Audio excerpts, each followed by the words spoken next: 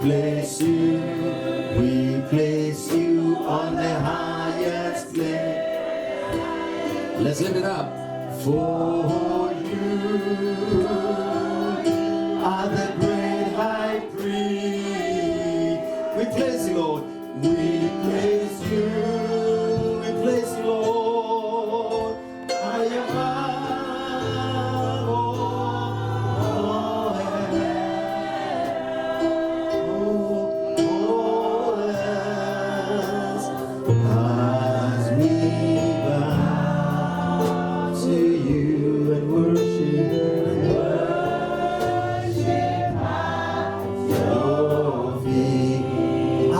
Lord, as we bow to you, Lord, worship at your feet. As we bow to you, Lord, as we bow to you and worship at. Somebody open your mouth and begin to bless the name of the Lord right now. Just begin to bless him and worship him. Begin to bless the name of the Lord right now. Say that, Father, Lord, I place you on the highest place in my life. And I come to you with worship. And I bow before your throne. I bow before you today. You are great. You are mighty. You are awesome. Yes, you are great. Yes, you are great. Yes, you are great. Lord, we worship you, Lord. We bless your name, O God. We place you on the highest plane, O God. For you are the great high priest. We place you, O God, far above all else. Lord Jesus, there is none that we can compare unto you. You are God, you are God, you are God, you are God. You are God, you are God, you are God. We bless your name, O God. We give you glory. We give you glory. We give you glory. We give you glory. We give you glory. We give you glory. Hallelujah. Blessed be your name, O God. Blessed be your name, O God. Blessed be your name, O God. Somebody just bless the name of the Lord. Worship him today. Worship him today. We place you, O God. We place you, O God, on the highest plane, O Jesus. We give you all the glory. We give you all the glory. We give you all the honor. We magnify your name, O God.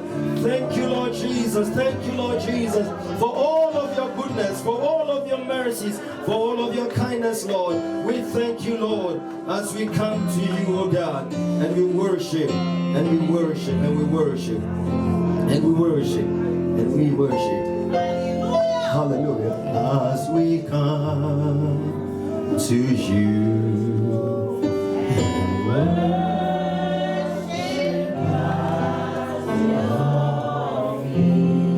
As we come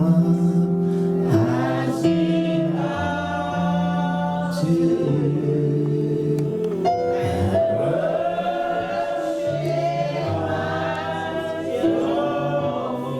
let's one more time. As we come to you, precious Jesus, and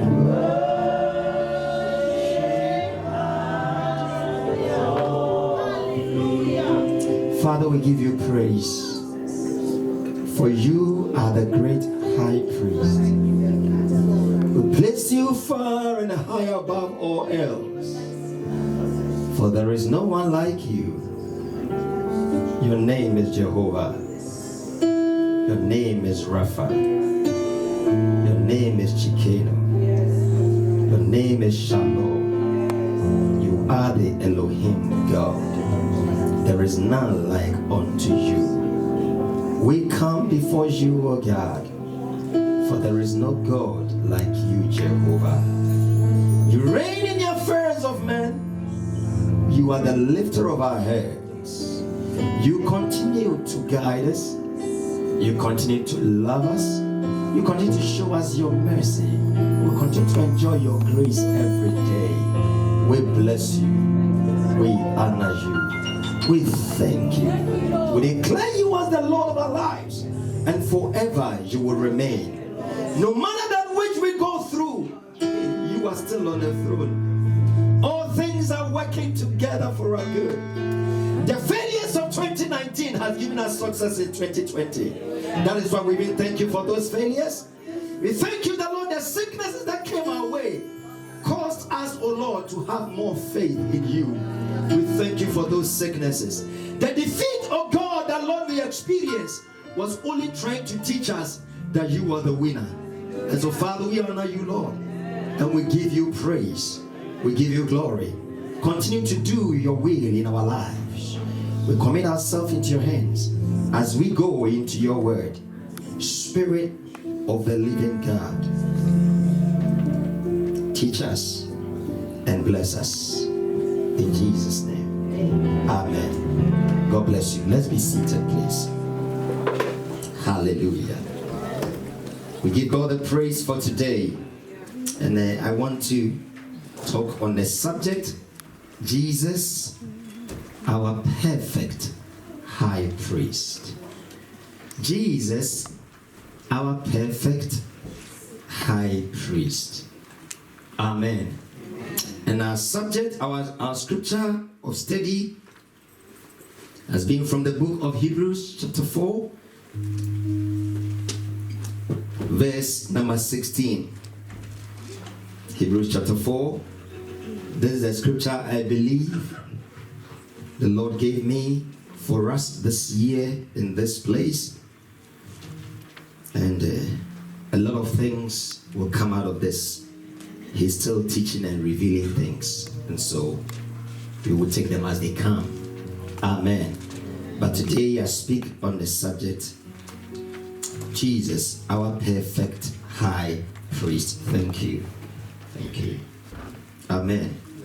Let's read our scripture. Hebrews chapter 4, verse number 16. It says that, so let us come boldly to the throne of our gracious God. There we will receive his mercy and we will find grace to help us when we need it most. The NLT, thank you. So let us come boldly to the throne of our gracious God. There we will find and receive his mercy, and we will find grace when we need it most. And I said last week that when you read a scripture like this, then it becomes very important to go back and find why the Bible is saying why, so, therefore. So we want to read back to verse number 14. So then, since we have a great high priest who has entered heaven, Jesus, the Son of God, let us hold firmly to what we believe. This high priest of ours understands our weaknesses, for he faced all of the same testings we do, yet he did not sin. So let us come boldly to the throne of our gracious God. There we will receive his mercy and we will find grace to help us when we need it most. Today our attempt to do a bit of a teaching, and wherever we reach we will stop and we'll continue. Amen. Amen. You see, the greatest desire of God, the greatest desire of God for human beings is to have a relationship with him. That's the greatest desire of God. God created man in his own image, want to have dominion and to rule. But God also wants to have a relationship with his creation. And that makes him a great God. Anytime I am talking about God and his creation, what comes to my mind is when a child or even an adult molds something from clay. In this country, children, you play with clay. But if you want to see better clay, come to Africa. We've got better clay. By the time you finish that clay, you must have a shower. But here you can play with clay and still not get dirty. For God to kneel, and I believe God used the African clay, because God formed us as sand down and breathed into us. And so God formed us as only dirt. And that is why when somebody dies, we commit the dust back to the dust. You see, but after God had formed us, says that God breathed into that clay his breath and we became a living being.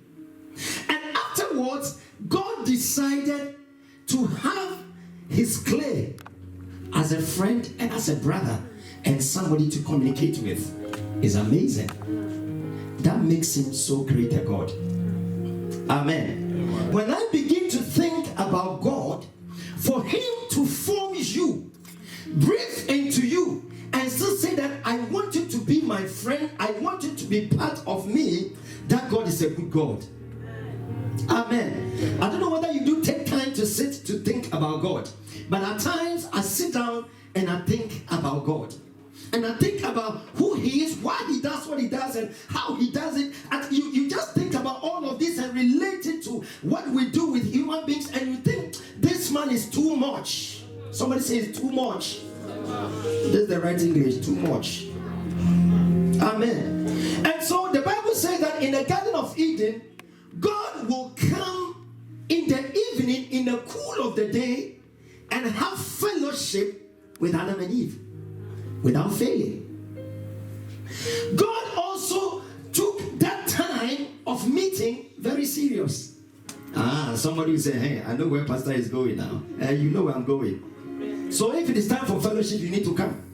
Because God comes, so you must come. God will always come in the cool of the evening, the Bible says, and have fellowship with man. But it got to a point that man deviated from the course. I'm still speaking on the subject, Jesus, our perfect high priest.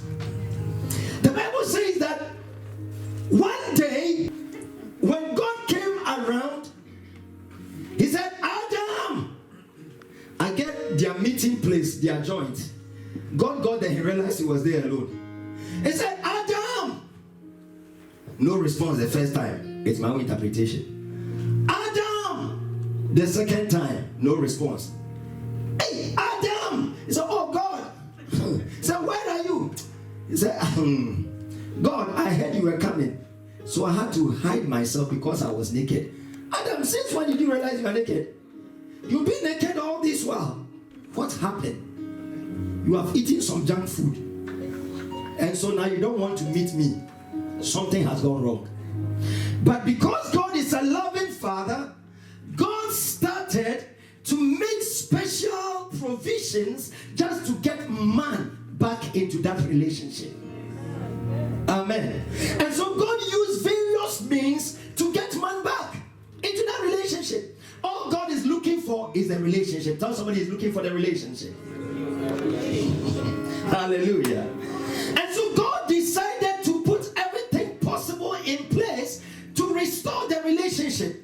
And so in that process, God showed himself as a loving Father. In that process, God showed himself as a compassionate God, full of mercies. In that process, God showed himself as an understanding God. And number 4, in that process, God showed himself as a helpful God. People, in order for the relationship to come back to place, God portrayed himself as number 1, loving. For God so loved the world that he gave his only begotten Son. God showed himself as a compassionate God, full of mercies. And so anytime you fall into sin, his mercies endure forever. Psalm 136. For everything that you do, the mercies of the Lord endures forever. When you fail him, his mercies endure forever. When you are good, his mercies endure forever. When you're unfaithful, his mercies endure forever. When you reject him, his mercies endure forever. The God that we have, that God is a merciful Father, a compassionate one. The Bible says that when Jesus had been arrested and Peter was there, Peter said, no, this man, I don't know him. I have never set eyes on him. What are you talking about? Because he was thinking about just himself. But he had a merciful Father, and that merciful Father restored him. The Bible says that in the book of Acts, on the day of Pentecost, some few days after Jesus had left, when the Holy Ghost had come, this same Peter who had rejected Jesus was the one standing in front and declaring the good works of the Lord. Children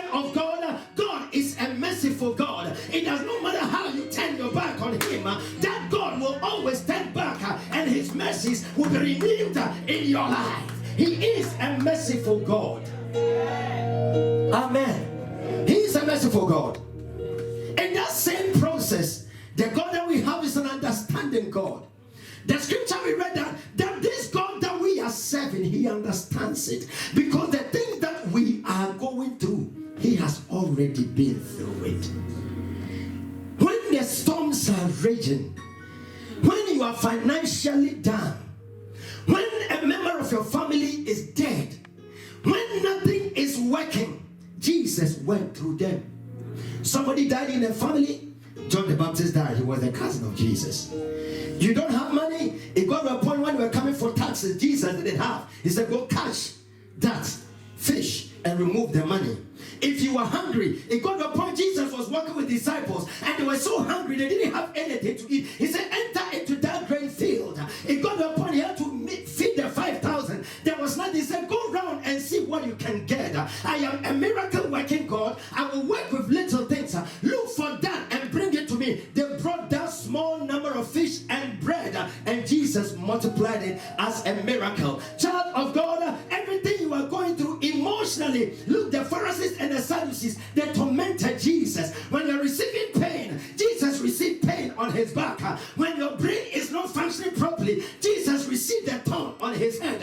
When things are piercing left, right, and back, Jesus received the nails in his hands, on his side, everywhere. No matter the things that you go through, the Father that you have, the high priest you have, has been through it, and so he understands it. He understands it.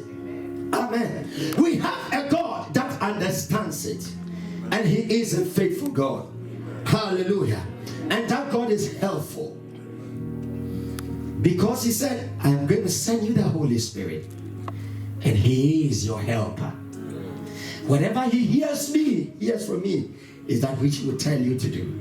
And so when the Holy Spirit is working, it's still the same high priest who is working. But why is he doing all of this? He's doing all of this just because he wants to restore the relationship. Amen. Amen. You really want to get back to Jesus. Tell somebody you want to get back to Jesus. But you know, when man sinned, God, even though he's loving, he's understanding, he's merciful, he's helpful, he will never lower his standard. No, God will not. He will never lower his standard. I have seen at times when they've done GCSEs and the student pass mark was a bit low, so they decided to lower the pass mark a little bit. So many people will go over the line. But child of God, the God that we serve, he's not like that. His standards will remain. Amen. Amen. And the same as his plans for you will remain. It does not matter what anybody says or does. The plans of God, they are yea and amen. Amen. And so when you read the book of Romans, the Bible says that for the wages of sin is death, but the gift of God is eternal life. And that one, God will never change it.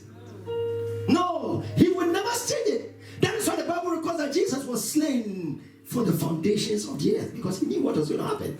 God will never change it. And God has also said that without the shedding of blood, there is no remission of sin. Hebrews chapter 9:22. And so if somebody does not die for blood to be shed, sin can never be forgiven. But God's standard will never change. And that is why we have got Jesus, our high priest, today.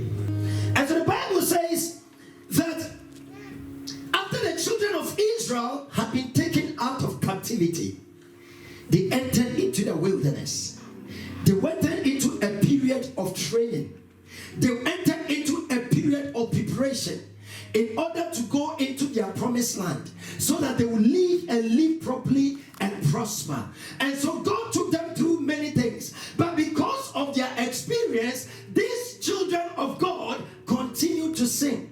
God brings them, they will fall out. God brings them, they will fall out. God brings them, they will fall out. So God decided to give them a kind of a solution. Why? Because he wants to restore the relationship. Amen. Amen. Hallelujah. And so In addition to Moses, who was supposed to be the mouthpiece of God, the instrument through which God was going to deliver, God also had a certain man by name Aaron, and said that I am going to set for you a high priest, and that high priest is the one that will intercede for you, is the one that will perform the acts of righteousness and put things right so that our relationship can be restored at every point in time. I am teaching here now. Amen.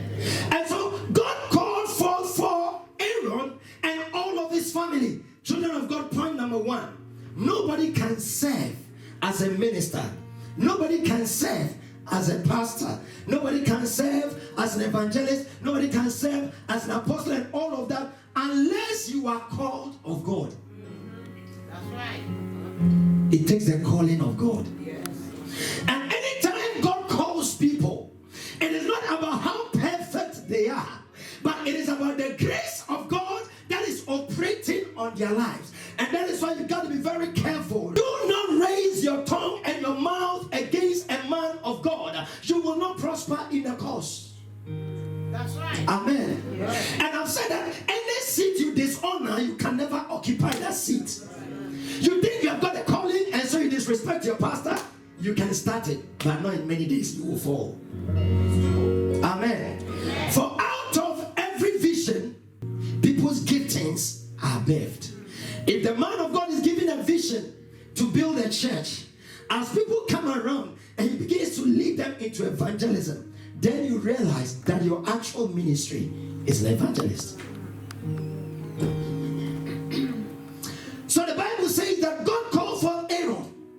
And when he called for Aaron, he said, as for you, Aaron, and all of your descendants, you guys are going to serve me. They came from the Levites. So as for this group of tribe, these people are going to serve me. Don't get too jealous. Don't get too worried. If the sons and the daughters of the pastor become pastors, it is biblical, but it is not a yardstick, because God calls according to his own grace. Amen. That's why at times you've got a first generation, second generation, and third, even fourth and fifth generation of pastors coming through a particular line. It is the calling of God. Amen. Let's turn our Bibles to the book of Exodus. Exodus chapter 28. Exodus 28. First 5 verses. Call for your brother Aaron and his sons, Nadab, Abihu, Eleazar, and Ithamar. Set them apart from the rest of the people of Israel, so they may minister to me and be my priests. Make sacred garments for Aaron that are glorious and beautiful. Instruct all the skilled craftsmen whom I have filled with the spirit of wisdom. Have them make garments for Aaron that will distinguish him as a priest set apart for my service. It is very good to decorate your pastor. Say amen. Amen. The suit and the ties must come. Hey, this is my own interpretation, I beg. Okay. Verse number 4. These are the garments they are to make: a chest piece, an ephod, a robe, a patterned tunic, a turban, and a sash. They are to make these sacred garments for your brother Aaron and his sons to wear them when they serve me as priests. So give them fine linen cloth, gold thread, and blue, purple, and scarlet thread. I'll be going into this later on. But God instructed that the people that were called, what I want to tell them today is that a sacred oil be made and be poured on them. In other words, anybody that is called as a priest is been anointed of God. But in our case, the Bible says that we are are royal priesthoods. And so for each one of us, we have been anointed. Amen. And the anointing is not an anointing to prosper, but they were anointed to do what? Serve. Every anointing that you receive, the anointing is not to make you prosper, to embellish you, to give you a title and make you great and make you whatever you think. But the anointing is to serve. So he says that, look, set them apart. Anoint them to serve. Are you serving? The royal priesthood, are you serving? That is the question. Each one of us has been called to minister to God and to man. Anytime God calls people, he calls them and makes them look good, regardless of who they are and where they have come from. It does not matter your background. It does not matter the things you've been through. God has called you, and God is about to glorify you. The Bible says that to them that he called, he did what? He justified. And them that he justified, the same he did what? He glorified. And so God has called you, and he's placing his glory on you. But the glory that God is placing on you is for service. Amen. The priests were to receive the breastpiece, the ephod, the robe, the woven tunic, the turban, and the sash as a full dressing unto the Lord. Hallelujah. Amen. And this was how the priest was supposed to look like on your screens for you. This was how the priest was supposed to look like. Hey, this is a high priest. So he had the turban on the head, had a gold plate, had here the tunic, the fine linen, the sash, and he had a breastplate. And he had here his bowl in which he burns the incense. Very important. And God prescribed this to be given to the priest, because all of these, there is a reason why God called for them. We will look at them as we go on. Amen.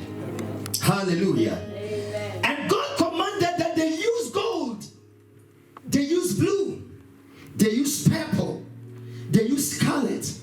Each of them have got a meaning. For those of you who study the scriptures, we know what they are for.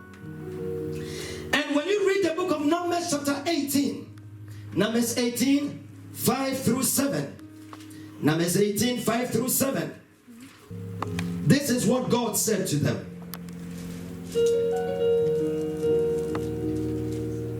You yourself, this is the instruction to the priests and the Levites.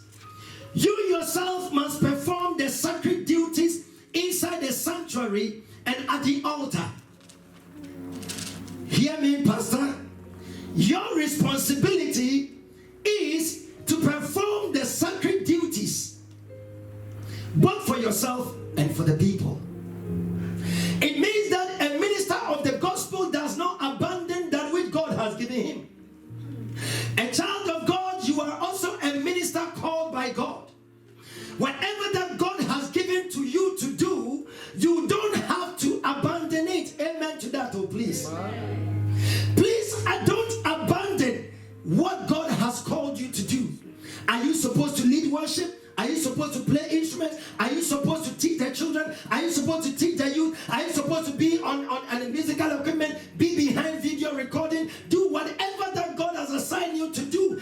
Clean the place, arrange the place. Child of God, do not abandon it, for you shall give an account. This is what God has assigned you to do. Hallelujah. If you follow these instructions, the Lord's anger will never again blaze against the people of Israel. I myself have chosen your fellow Levites from among the Israelites to be your special assistants. They are a gift to you, dedicated to the Lord for service in the tabernacle. But you and your sons, the priests, must personally handle all the priestly rituals associated with the altar and with everything behind the inner curtain. I am giving you the priesthood as your special privilege of service. Any unauthorized person who comes too near the sanctuary must be put to death. Child of God, don't get too close to a place God hasn't called you. If you get too close to the place where God hasn't called you, you will die. You remember the time when the ark was being transported? The Bible says that a man with clear conscience, we don't know, was trying to help the ark stabilize. But he got too close to the presence. And as a result, he did what? He died. Please don't become too familiar with grace. Tell someone, don't become too familiar with grace. No, this is not in my message, but it's coming up. Don't become too familiar with grace. For many children of God today, they are not getting blessed. It's a hard message, but it's all right. It has to be said. They have become so familiar with grace. Grace, I'm talking about, I know my pastor too well. You talk to pastor anyhow. You handle pastor anyhow. What you don't even have to say, you say. What you don't have to think, you think. What you don't have to do, you do. Against the pastor. Why? Because the pastor is relating with you. Remember, with him you can relate, but with the grace you cannot. Amen. And when you get too close to the grace, child of God, when you are not supposed to be there, you will die in the process. You will die in the process. And so I beseech you by the mercies of God, do your utmost best to distance yourself from that grace. The grace is upon you, but there are levels of grace. Amen. For those of you who know me, you know I'm not bigging myself up, but I'm telling you just the truth. And that is what it is. God chose Aaron and his line and gave them that position of high priest. But for us today, God is giving us his son as our high priest. Amen. We will not go back and look for Aaron. We will not go back and look for any other person that was within that Levitical tribe. We will not go and look for anybody in that lineage. But for us, to the glory of God, we have got a high priest who is according to the order of Melchizedek. It's very important. The order of Melchizedek. The Bible says in the book of Genesis that Melchizedek appeared from nowhere and he blessed who? Abraham. And after blessing Abraham, he disappeared. Child of God, it means that Melchizedek had no beginning and he had no end. And the Bible says that we have got a high priest who is according to the order of Melchizedek. It means that the high priest that you and I have has no beginning and he has no end. Why? Because he is actually the beginning and the end. And so he does not have a beginning. Whatever extent you think is the beginning, that's how far and beyond he goes. Because his thoughts are higher than your thoughts. So when you think that God's beginning is here, it's actually beyond. It does not matter what you think of him. He is compassionate, he's loving, he's understanding, he's helpful. The God that you serve is from everlasting to everlasting. And his mercies endures from everlasting to everlasting. His faithfulness endures from everlasting to everlasting. Any extent to which God is, understand this, any extent to which God is a teaching now. That is the beginning of God's love, and that is the end of God's love. That is the beginning of God's compassion, and that is the end of God's compassion. That is the beginning of God's help, and that is the end of God's help. That is the beginning of God's understanding of your situation, and the end of God's understanding of your situation. Child of God, if he has no beginning and the end, it means that the message of the Lord has no beginning, has no ending. His understanding has no beginning, has no end. His love for you is deeper than the ocean, stronger than the mountain. It does not matter what it is. The God that you serve, he understands everything. He's above everything. Child of God, I celebrate and rejoice with you because you have got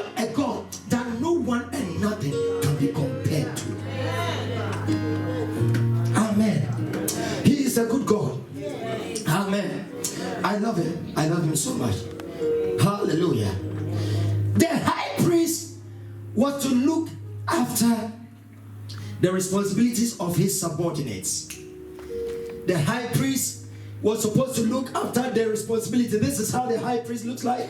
And there's stuff there I'll be talking about later. Let's roll on. The high priest, move on again, was supposed to look after the responsibility of others. You see the high priest in there. And the Bible says that the sons of Aaron were called to be priests. But all of them were coming from.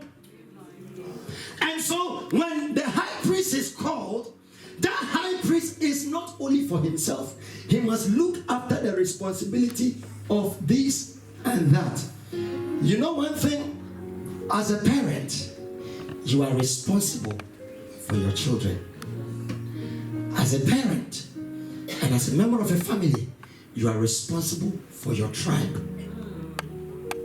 Is somebody with me? Oh, yes. And so if there is any amount of prayer, you must pray for salvation. Pray that your children will come to know the Lord. Pray that people in your family, your tribe, will come to know the Lord. Pray that people in your community will come to know the Lord. Everybody who is within this were connected to him, and it was his responsibility to ensure that all of them were doing the right thing. Child of God, parent, brother, sister, friend, what are you doing in terms of being responsible for the people around you? But for us, we have a high priest. And because he's a high priest, he's making sure that for those of us who are connected to him, we are doing well. He's making sure that everybody in our bloodline is doing well. So the Savior that you have, child of God, he is able to save your children, save your family, save everybody. Why don't you call upon the name of the Lord today? If your children are going wayward, speak to that high priest. If your family, everybody is going wayward, speak to that high priest. For that high priest is interceding for you. A good place to say amen. That high priest is doing everything for you. There is no need, there's no reason why you should worry and fret. But you have got a high priest. All you got to do is to tell him what you want him to do. And he has promised that if you call upon him in time of trouble, he will hear you and he will teach you and he will show you the way. For he is the way maker. He is the deliverer. He is the savior. He is the I am God. There is nothing about him that anyone can understand. He's from everlasting to everlasting. We place you on the highest plane, for you are the great high priest. Hallelujah, somebody. Amen. That high priest looks after our family. Amen. Amen. Numbers chapter 18 verse 7 again. 18 verse 7. I read the verse 7 again. But you and your sons, the priest must personally handle all the priestly rituals associated with the altar and with everything behind the inner curtain. Somebody say behind the inner curtain. Amen. I am giving you the priesthood as your special privilege of service. You know that song that says, it is a great thing to serve the Lord. It is a great thing to serve the Lord. It is a great thing to serve the Lord. Walking in the light. You know that song? It is a great thing to serve the Lord. It is a great thing to serve the Lord. It is a great thing to serve the Lord. Walking in the light. Let's do it one more time.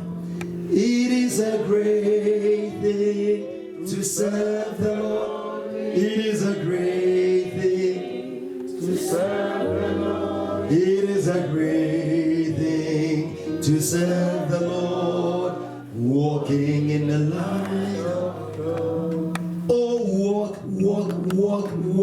walking in the light. Oh, walking in the light. Oh, Walking in the light of God. And so when you've got this king operates 24/7. This high priest of yours operates 24/7. Because the Bible says that he does not slumber nor sleep.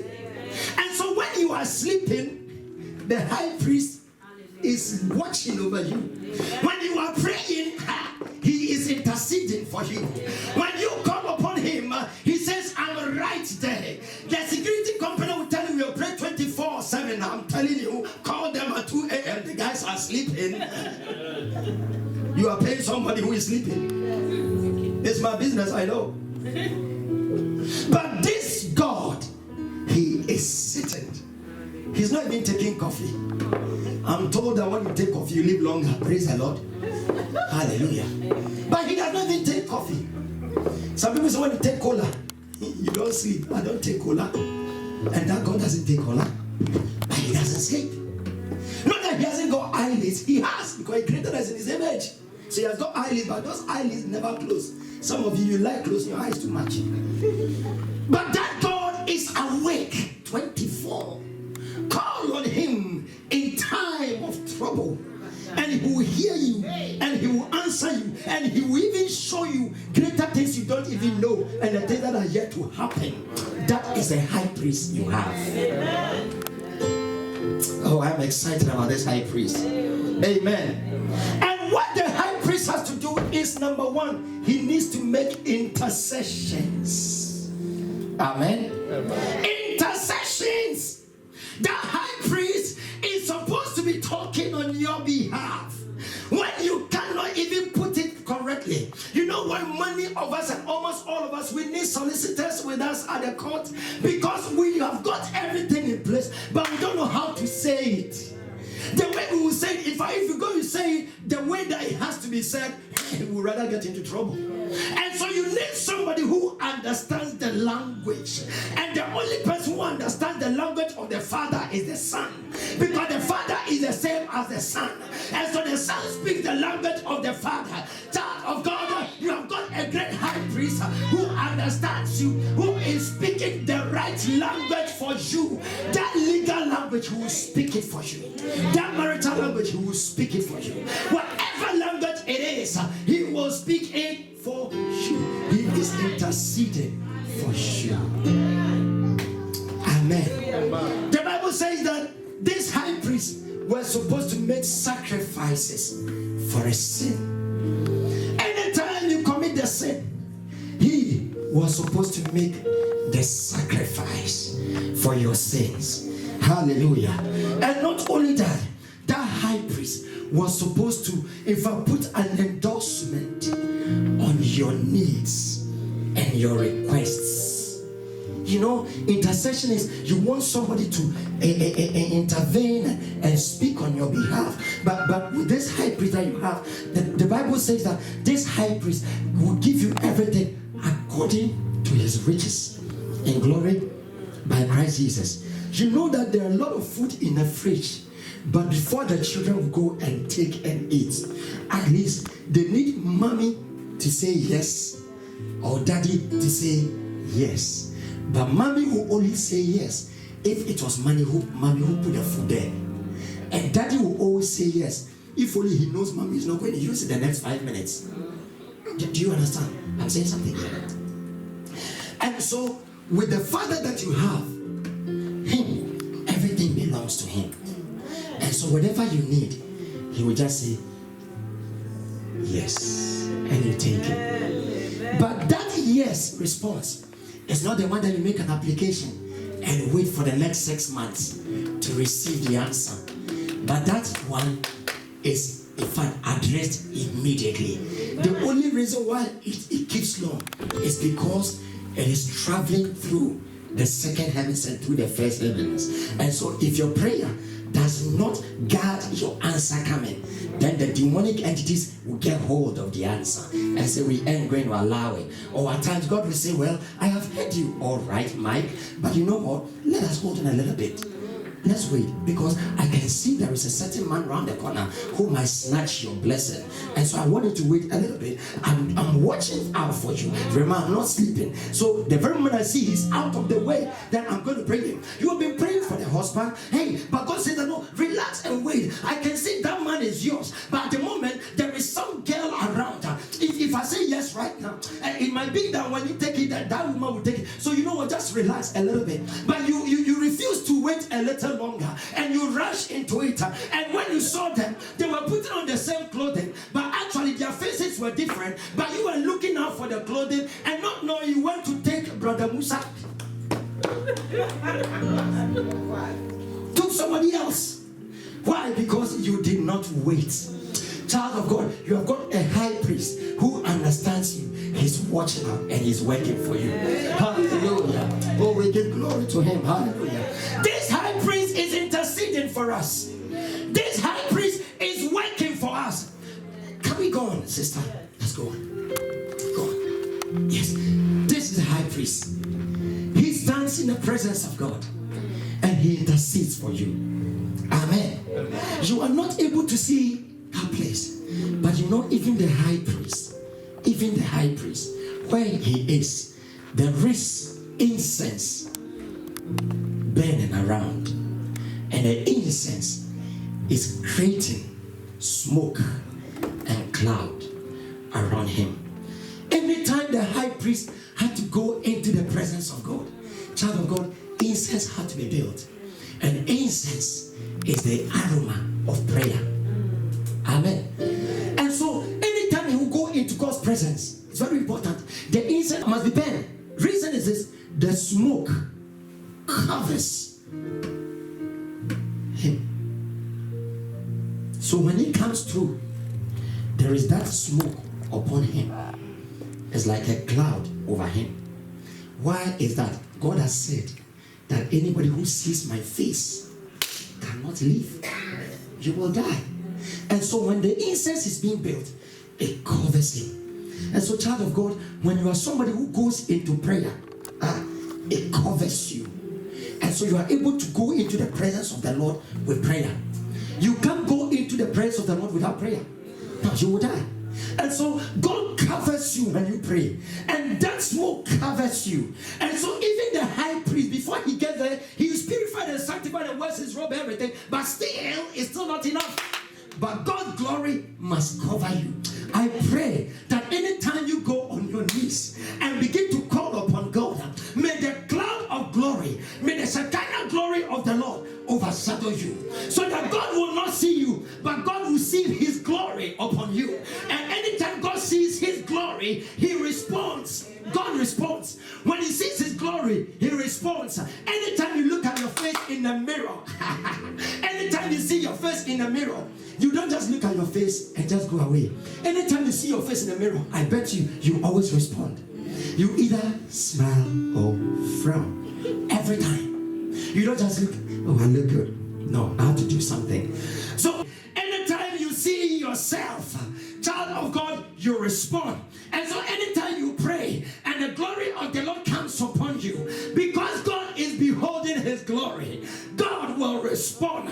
So if the cloud says we need money, money will come. If the cloud says that we need financial breakthrough, it will come. If we need assignments to be done, it will come. Whatever you are looking for, because he's seen it through his glory, it will come. May you dwell in the glory of the Lord. Amen. I'm still speaking on the subject, Jesus, our perfect high priest.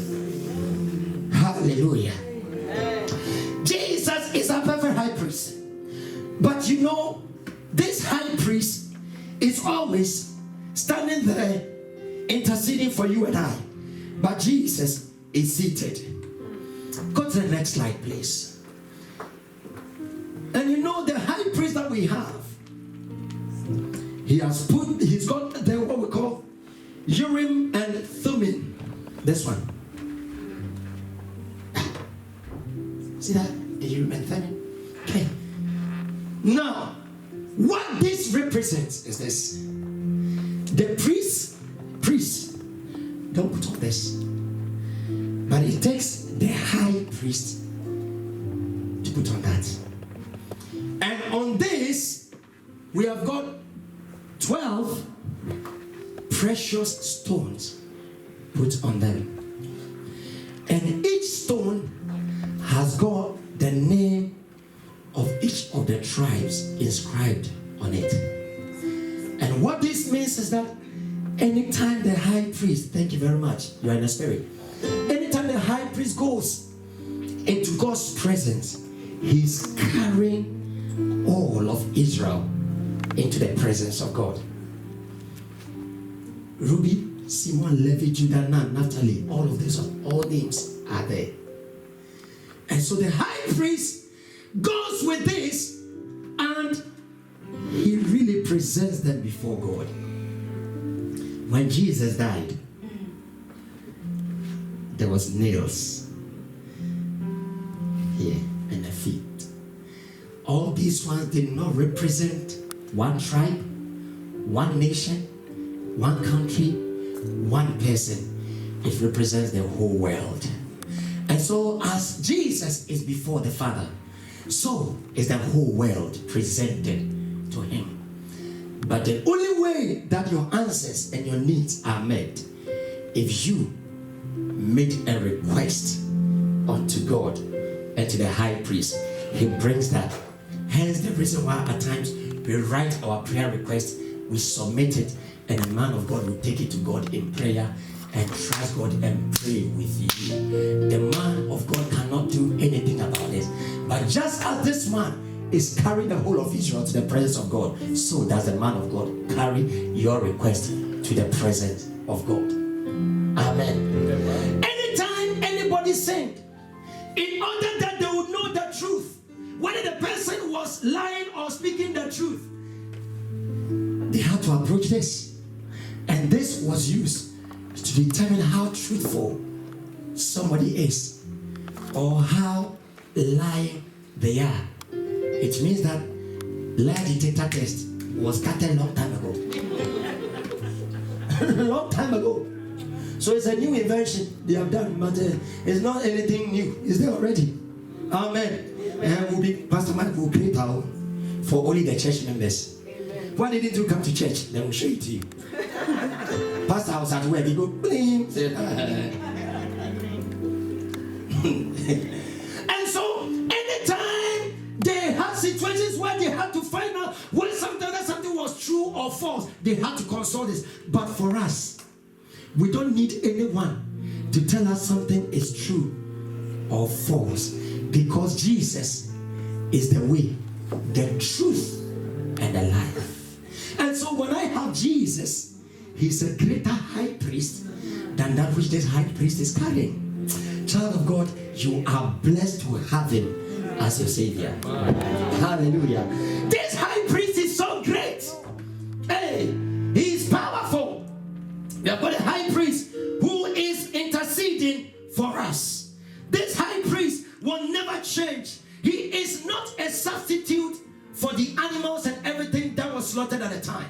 But Jesus is the perfect high priest. Amen.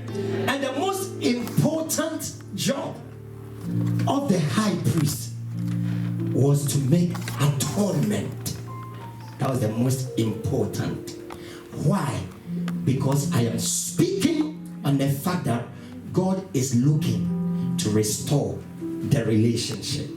And so the most important job of the high priest was to make atonement. Somebody say atonement. Somebody say atonement. Somebody say atonement. And I say to them, to understand atonement, come next week. Amen. God bless you.